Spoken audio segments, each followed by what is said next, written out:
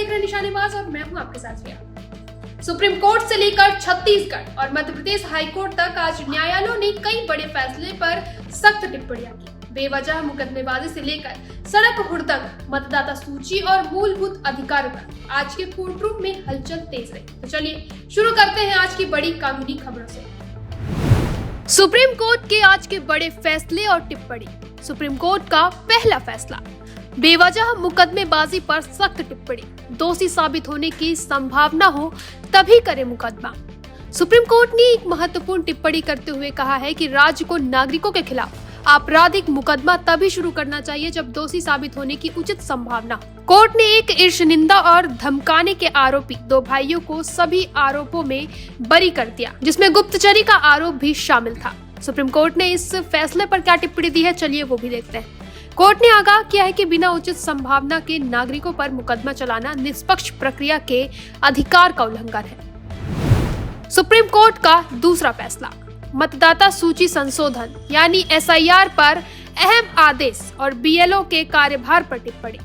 Court ने चुनाव आयोग के स्पेशल इंटेंसिव रिवीजन यानी SIR ऑफ वोटर रोल्स की संवैधानिक वैधता को चुनौती देने वाली याचिकाओं पर सुनवाई जारी रखी। सुप्रीम कोर्ट ने राज्यों और केंद्र शासित प्रदेशों को अतिरिक्त कर्मचारियों की नियुक्ति करने का निर्देश दिया ताकि बूथ लेवल ऑफिसर्स यानी BLOs पर काम का अत्यधिक दबाव और लंबा कार्य समय पर कम किया जा सके।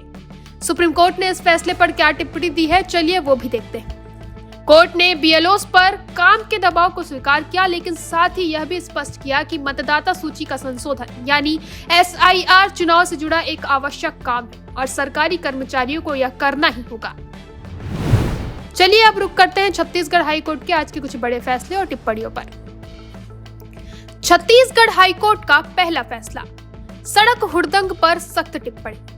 प्रशासन असहाय और अप्रभावी मुख्य न्यायाधीश रमेश सिन्हा की खंडपीठ ने सड़क पर जन्मदिन मनाने और स्टंट करने जैसे हुड़दंग पर स्वतः संज्ञान यानी कि सुओ मोटो वाली जनहित याचिका पर सुनवाई की। कोर्ट ने राज्य प्रशासन को सड़क पर होने वाली ऐसी घटनाओं को नियंत्रित करने में असहाय और अप्रभावी यानी कि हेल्पलेस एंड इनएफेक्टिव बताया। छत्तीसगढ़ हाईकोर्ट ने इस फैसले पर क्या टिप्पणी दी है, चलिए वो भी देखते हैं।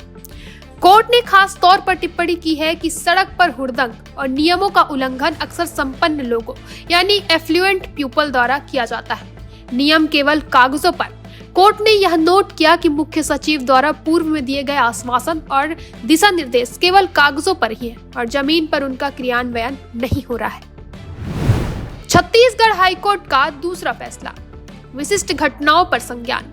कोर्ट ने हाल की दो घटनाओं का उल्लेख किया जो राज्य में कानून व्यवस्था की स्थिति पर सवाल खड़े करती है। सोनहट के खंड चिकित्सा अधिकारी यानी कि BMO द्वारा नेशनल हाईवे NH43 पर केक काटकर और पटाखे जलाकर जन्मदिन मनाना। कोर्ट ने एक सरकारी अधिकारी के इस गैर जिम्मेदाराना व्यवहार पर गंभीर रुख अपनाया। मध्य प्रदेश हाईकोर्ट का पहला फैसला, विदेश यात्रा पर प्रतिबंध। मध्य प्रदेश हाईकोर्ट ने एक महत्वपूर्ण फैसला सुनाते हुए कहा है कि ऋण वसूली अधिकरण किसी व्यक्ति की विदेश यात्रा के अधिकार को प्रतिबंधित नहीं कर सकता या उस पर कोई शर्त नहीं लगा सकता। मध्य प्रदेश हाईकोर्ट ने इस फैसले पर क्या टिप्पणी दी है, चलिए वो भी बताते हैं। न्यायालय ने कहा है कि चूंकि ऐसा कोई अधिनियमित कानून या राज्य कानून नहीं है, इसलिए DRT के पास किसी व्यक्ति को उसके विदेश जाने के अधिकार से वंचित करने का कोई अधिकार क्षेत्र नहीं है।